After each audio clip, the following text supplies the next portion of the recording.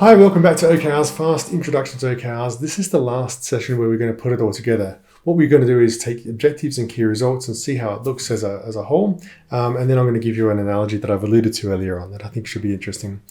So this is an example of a Google objective and key results.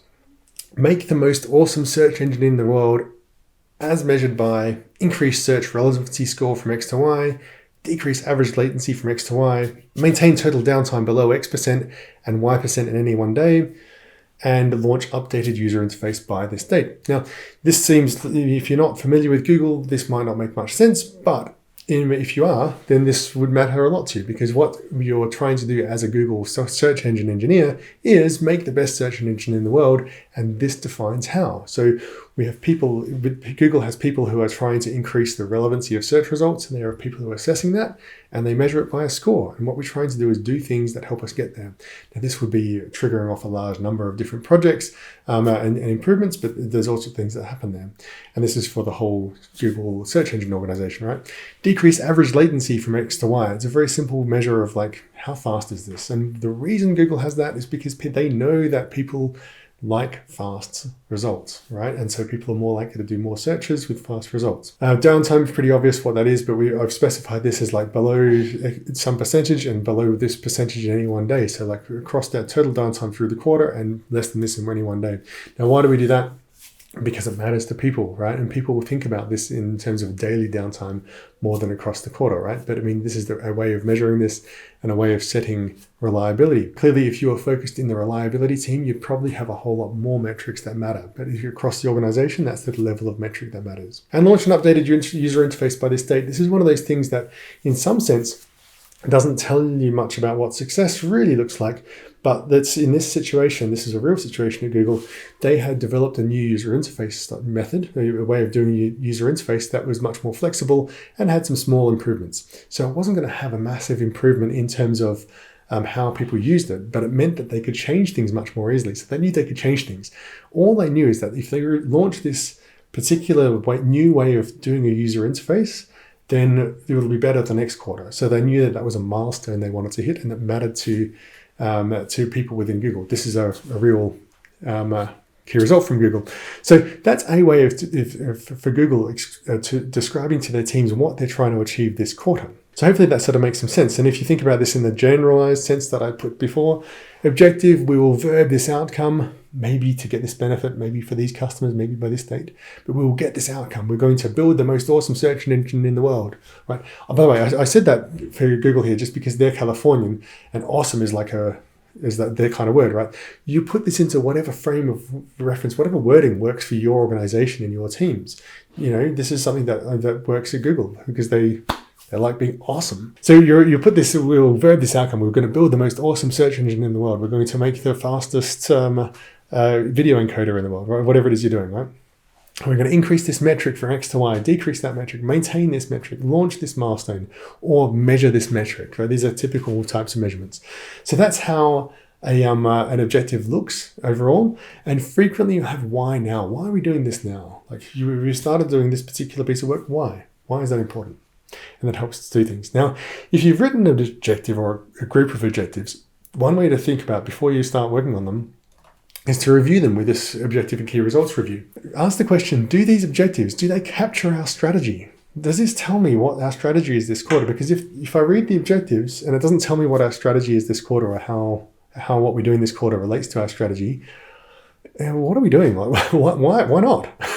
Why is this something that's important to communicate to everybody if it doesn't actually communicate the strategy? Are the objectives inspiring and memorable? Are they going to work? Are they going to sit in people's minds? Or are they sort of like dull and I'm going to fall asleep when I read them? Do the key results represent customer value? If this is the kind of thing that a key result represents only things that are mattering internally, then maybe they're not actually that important. But ideally, they should be representing customer value. When you look at these objectives and key results, do they help us to make decisions? Like, are we just saying a list of tasks that are not really decisions to be made? They're not helping us make decisions? Or are these going to help us to make the tough decisions during the quarter? Those tough trade-offs that we have to make when we're trying to solve problems. Do they help us make decisions? Really means, when we look at these objectives and key results, will they help us to make the tough decisions during the year that prioritize and choose which things to do and how to do them? In particular, is there any unwanted ambiguity? Is there something in here that's ambiguous that we think, that's not good? That's there's a way of succeeding. Though we could succeed with these objectives and key results, but have a crap quarter, like fail the quarter, right? Do we have ambiguity here? Like, if we meet these, does that mean we've been successful? Does that actually define success? Because what we're talking about unwanted ambiguity is like, is this the kind of thing that means that I could do lots of different things and still, and we could fail because I've got too much freedom here, basically. But is there sufficient freedom? Have we been really explicit in sort of saying this is exactly what we want to do? If so, are we really engaging the brains of our people? Are we giving them enough freedom? Are we empowering them enough to get the best results? Thirdly, are they realistic? Can we deliver these with our resources and constraints? Do we have a credible plan? Now, this is one of those things where I've kind of just contradicted myself by talking about tasks, right? Because you want the results to be about the results so that people are engaged. But in order to make sure that this is realistic, you need to make a plan. The plan could be separate. You need to make a plan. Now, that plan is something that during the quarter, you and your team will work on and change and modify and so on. But is the plan as it is credible? Like, is there any way you could possibly achieve these results? And that's a really helpful thing to have done, that planning action. Now, what you need to do is not put the plan into the key results, because the plan could change as you learn things during the quarter. So that's a good way of understanding whether the key objectives and key results are good. But I wanted to leave with an analogy from South Park. And South Park is a video from 20 years ago. Well, actually, I think cartoon's still around. I don't watch it anymore. But about 20 years ago, there was an episode of South Park that I think really illustrates the difference between good OKRs and bad ones, right? And good management and bad management, in fact. And this particular episode was about the dot-com boom of the 2000, where they had lots and lots of new companies that had no business models. And it's a parody of that. So let me tell you the story, and then I'll link it back to OKRs. The story is that the children were noticing that their underpants kept going missing. And so they stood up late at night and they watched their drawers in their bedrooms, and they saw these gnomes coming in and stealing underpants. So what's going on? And so they chased the gnomes, they followed them all the way down to this underground lair where they found this huge pile of underpants and all these gnomes working. So what's going on here? What are you doing? I says, well, it's our business. Collecting underpants is just phase 1. And they said, well, what's phase 2? And I don't know. Well, but phase 3 is profit, right? So what they had is they knew what phase 1 was, which was collect underpants. They didn't know what phase 2 was, but phase 3 was profit, and this is their business plan, right? Now, what tends to happen in most organizations with many leaders and many managers is that we know what our activities are. We're collecting underpants. We know what we're trying to do. We know what our profit is. We don't know this phase 2, right? This middle thing of the thing that creates the value, the thing that actually makes something happen here, right? This is a real challenge because that's the part that's hard in this organization. Anyone can start a business where you're doing some activities and you're wanting to make a profit, but it's that phase 2 that turns the activity into the profit. And it's that phase 2 that you want to capture in your objectives and key results, because that's the part that's hard about management, right? You want to enable people to do the activities. Maybe it's collecting underpants, maybe it's collecting t-shirts and other cotton garments, maybe it's collecting all sorts of clothing, maybe it's collecting something else, maybe there's other things we could be doing that would make a difference. Maybe some of these underpants aren't suitable for whatever this business is, right? So you want to be able to empower people to be able to do the right activities to help you create the value in phase 2 here, so that you get the profit in the end. But if you just have the profit, phase 2, there's just too much ambiguity around what you can do. But if you don't have anything there's also too much ambiguity. So you need to have something specific about what this is, the strategy, what's the objective for this quarter, what results are we trying to create that help us to deliver the profit. And so when I talk with my clients about this, I often talk about, are you collecting underpants? Do you know, or are you focused on profit? And I find this a really useful, if slightly odd, analogy to use to help people understand where the act of management, the act of leadership goes, which is in that middle, in that phase 2. Do you know what the phase 2 is? So that was putting it together. Hopefully that's come together for you. We've gone through the whole session now.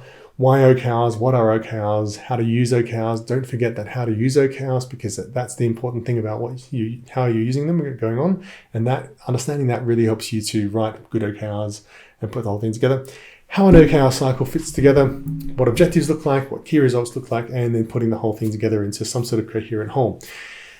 There is more coming, so you'll see after this video a little blurb on, or you may see it on the other. I offer free OKR training on richardrussell.co/OKRs. That's this course, plus there's PDF guides that are coming. They're on their way. There's an OKR cycle walkthrough. There's an email newsletter with more information and tips coming up. And there's discounts for my live workshops. The live workshops that I do them for organizations, for teams, for individual leaders, teams and individual leaders, especially when you're using OKRs in your organization already. But if you want to be able to use them and you're just within your team, it's fine as well. There are some caveats when you're in that situation. An organization, if you're wanting to learn OKRs from scratch, or you're wanting to improve your use of OKRs. We do custom training for organizations. I do OKR setting workshops, OKR retrospectives, and coaching. And my coaching, and in fact, most of my work is generally structured around OKRs, but it's really about leadership, because that's what OKRs are really about, really for. Finally, I do OKR implementation and consulting work. We use the FAST method, which is all about minimal theory. We keep it fun, engaging, and relevant. There are hands-on workshops. We focus all of the effort on your business and on talking about the objectives and key results. There's not much more training than what we've had here, for example. And we do a custom training change program for your organization, particularly if you're a larger organization, you need reusable videos, train the trainer. We can build that focused on your goals in your organization. So thanks very much for having me. I hope that's been a useful and interesting education, and see you soon. Feel free to contact me.